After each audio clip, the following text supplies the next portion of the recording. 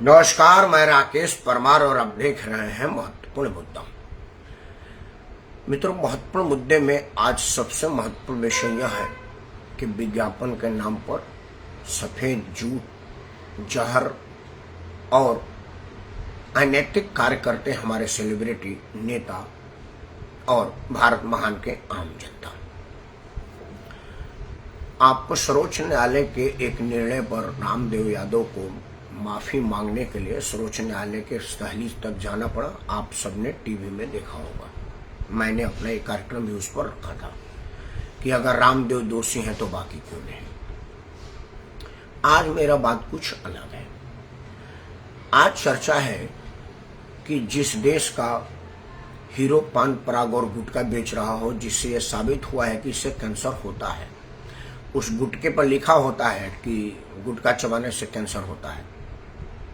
हमारे देश के जो सबसे महंगे कलाकार हैं, जिनका वो कहने मात्र का करोड़ों रुपया चार्ज है, वह आपको कैंसर की मुफ्त में दवाई बेच रहे हैं। आप खाइए, मरिए, उनसे उनको कोई फर्क नहीं पड़ता, क्योंकि आप ही ने उनकी भद्दी शक्लों को सराह करके हीरो बनाया हुआ है। और आज वो इतने बड़े सेलिब्रिटी हो गए और आपके जान के दुश्मन बने हैं, जिनके जान की कीमत पर वो इंसान सेलिब्रिटी बना हुआ है। हमारे देश के क्रिकेटर जुआ खेलने की ओपनली कहते हैं। भारत का कप्तान जुआड़ी को इंट्रोड्यूस करता कि ये कौन है, ये बगल में जो बैठे जुआ ही तो खेलता है। उसको हमने 150 करोड़ लोगों में से चुन करके भारत के क्रिकेट टीम का कप्तान बनाया है, क्योंकि बाकी खेल का तो हमारे देश में कोई मांग है नहीं। कोई जानता भी नहीं है कि हॉकी का कप्तान कौन है, बैडमिंटन का कप्तान कौन है, खो खो और कबड्डी का कप्तान कौन है। लेकिन क्रिकेट का कप्तान सबको पता है। T20 का कौन है, वनडे का कौन है, टेस्ट मैच का कौन है, खिलाड़ियों तक का नाम पता है। तो भारतीय क्रिकेट टीम का कप्तान जुआ का इंडोर्स करता है। उस जुआ का जिस पर कई केस चल रहे हैं, वो सब जांच वगैरह हो ही रहा है, चल रहा है। अब जब झूठ पर बात निकली है तो हम उनको कानून के दायरे में कैसे लाएंगे, जब हमारे कानून बनाने वाले ही सफेद झूठ बोल रहे हैं। तो इस देश का कौन मालिक है, कौन देखेगा, हम क्या कर सकते हैं, आज चर्चा मैं इसी पर करने जा रहा हूं। मित्रों, हमारे गांव में कहा जाता है कि अगर आपको सांप का मंत्र आता है और दूर गांव में इतना दूर किसी को सांप काटने की आपको सूचना मिली,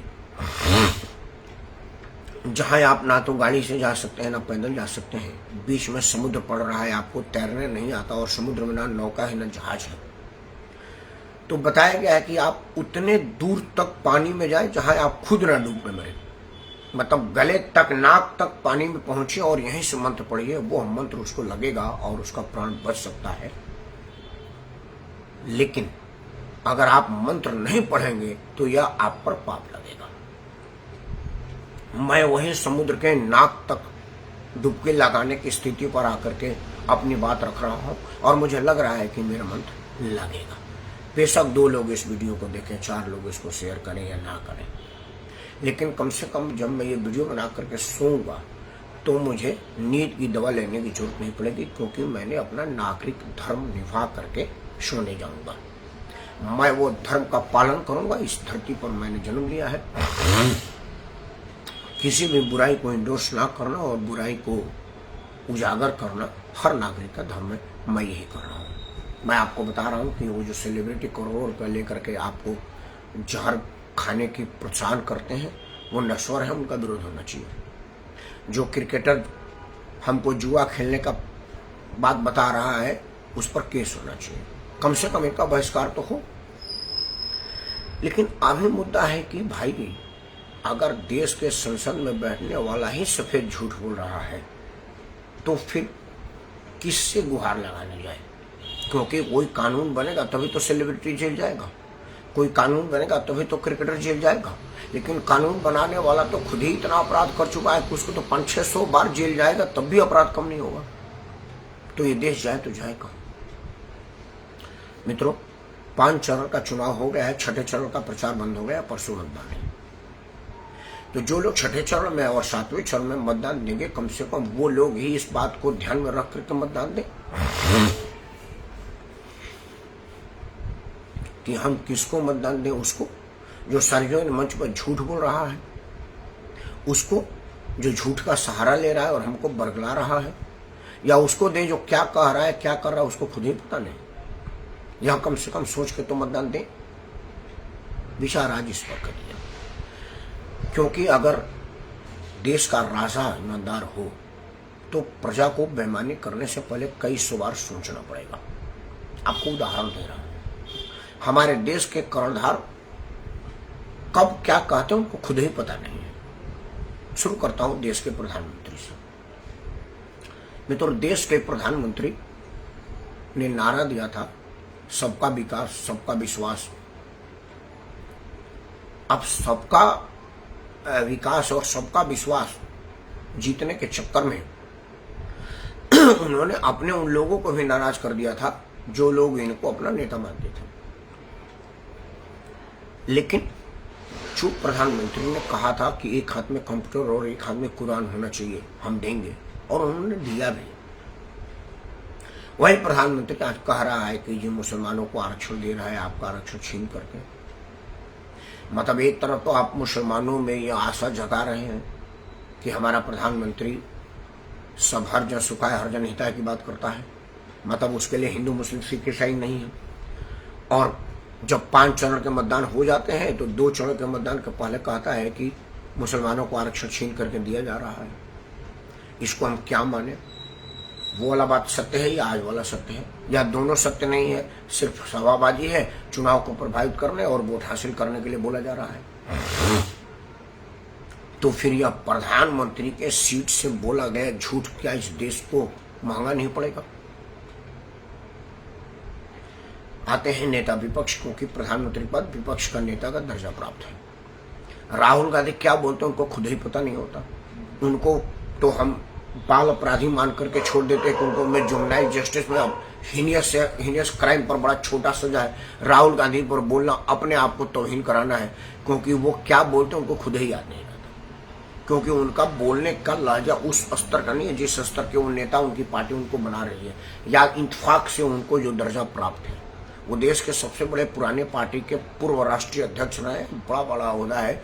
उनकी हैसियत ये थी कि वो प्रधानमंत्री के कैबिनेट नोट को फाड़ करके रद्दी के टोकरी में फेंक दिए हैं, वो नोट जो भारत के अस्मिता का प्रतीक है। क्योंकि प्रधानमंत्री देश का हाईएस्ट सिविल अथॉरिटी होता है, वो 140 करोड़ लोगों का प्रतिनिधित्व करता है विदेश में। उस 140 करोड़ के प्रतिनिधि नेता का सिग्नेचर उन्होंने कूड़े के ढेर में फेंक दिया। अपने दादी के साथ काम करने वाले शरद पवार भी उस पर साइन किए थे, और उनके मम्मी के साथ काम करने वाले लोगों ने भी साइन किया था। उसको कूड़े के ढेर में जिस आदमी फेंका है उसके बाद पर कोई बयान दूं, उतना बड़ा मूर्ख मैं नहीं हूं, क्योंकि मुझे अपने करने और कथनी में फर्क है और बाकी लोगों का।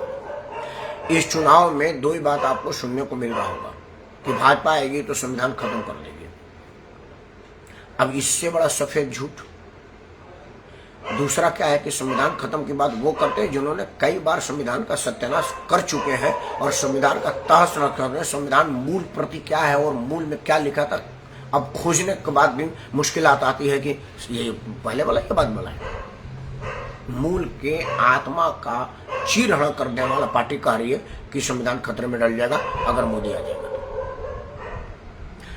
वही अलग मतलब मैं कह रहा हूं कि हमारे देश में जितने सेलिब्रिटी जिनको लोग सुनते हैं, जैसे हीरो हीरोइन को सुनते हैं, क्रिकेटरों को सुनते हैं, उसके बाद नेताओं को सुनते हैं, और जिन जिन का नाम मैंने रखा ये सब झूठ बोलते हैं सार्वजनिक रूप से। इनको कई मलाल नहीं है कि मैं झूठ बोल रहा हूं। उदाहरण दे देते हैं,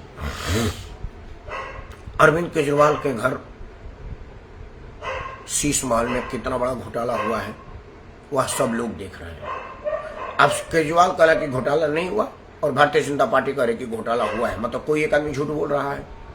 दोनों ही देश के बड़े नेता, केजरीवाल भी लगातार 3 बार मुख्यमंत्री बना है और पंजाब में सरकार बना ली अपने दम पर, और भाजपा के लोग भी शीर्षस्थ नेता है।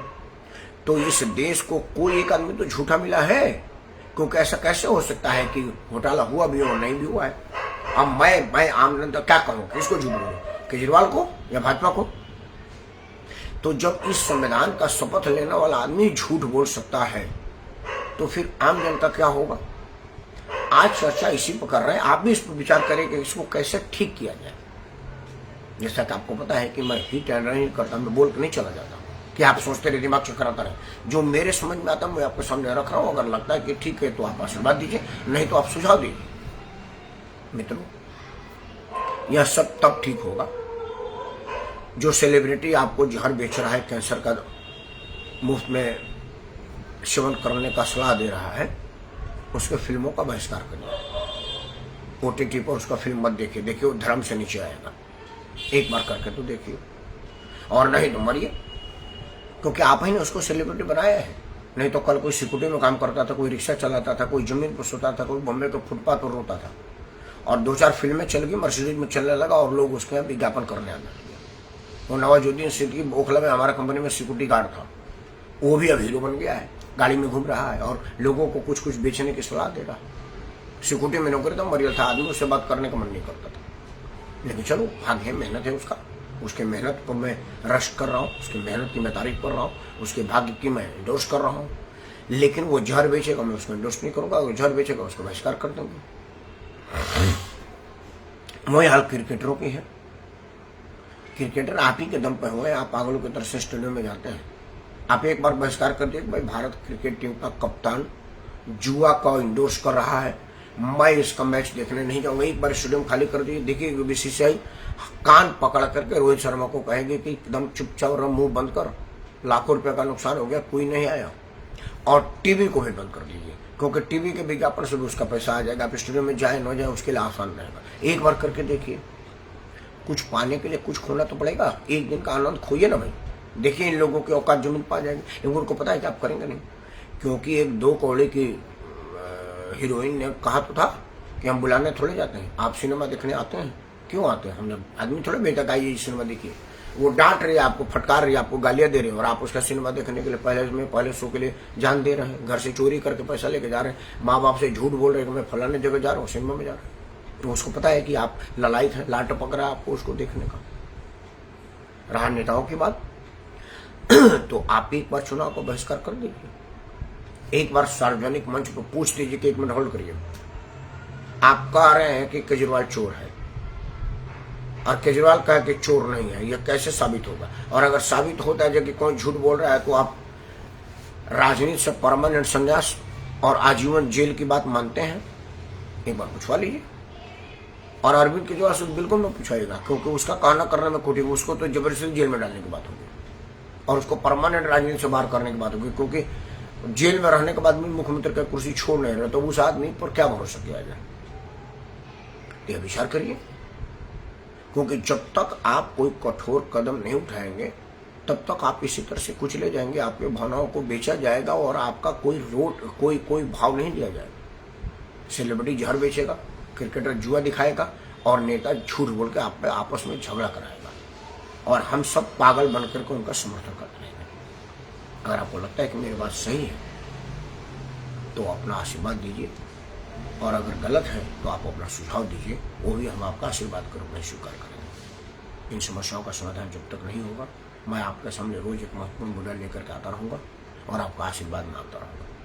तब तक अपना आशीर्वाद बनाए रखिए और इस देश का भला कैसे हो यह विचार करिए। जय हिंद, वंदे मातरम और भारत माता की जय।